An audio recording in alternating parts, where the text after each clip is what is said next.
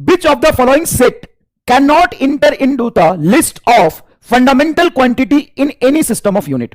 देखो, एक system of unit होता है एसआई, एक होता है सीजीएस, और एक होता है एफपीएस, दूसरा होता है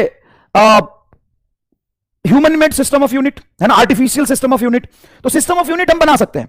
तो ये कह रहा है विच of the following set can not inter into the list of fundamental quantity in any system of unit. वैसे तो फंडामेंटल फिजिकल क्वांटिटी होते 7, लेकिन आप 3 का या 4 का नया ग्रुप भी बना सकते हो, और इसमें से मेजॉरिटी बच्चों के गलत जवाब आएंगे, मुझे पता है।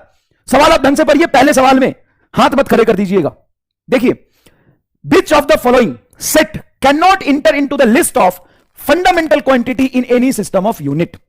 कौन सा फंडामेंटल फिजिकल क्वांटिटी नहीं हम कंसीडर कर सकते हैं, कौन से ऑप्शन में जो फिजिकल क्वांटिटी है उनके ग्रुप को।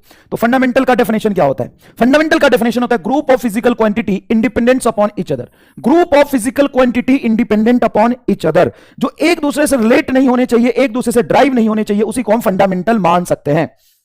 बताइए, बहुत सारे बच्चों का जवाब है सी, D, B, A.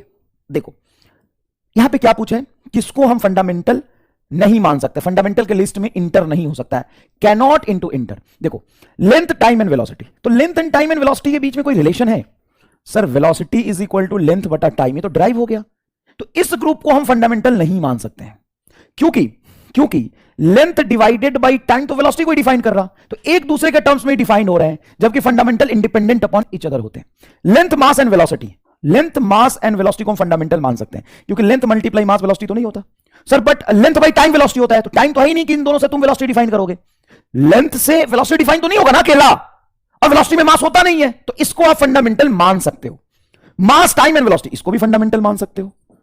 Length, time and mass, इसको भी फंडामेंटल मान सकते हो। तो किसको फंडामेंटल नहीं मान सकते? एक को फंडामेंटल नहीं मान सकते, क्योंकि एक दूसरे के टर्म्स में ही ये डिराइव हो रहा है। और अभी भी जो लोग कह रहे हैं कि सर हमारा आंसर आ जाएगा बी, सी, डी, तो कितने चोमू हो बताओ, तुम कितने चोमू हो बताओ? 50% से ज्यादा बच्चों का पहले ही ऑप्शन में जवाब गलत हो गया। देखो, उसको फंडामेंटल कहते हैं जो एक दूसरे से इंडिपेंडेंट होता है, उसको हम फंडामेंटल कहते हैं।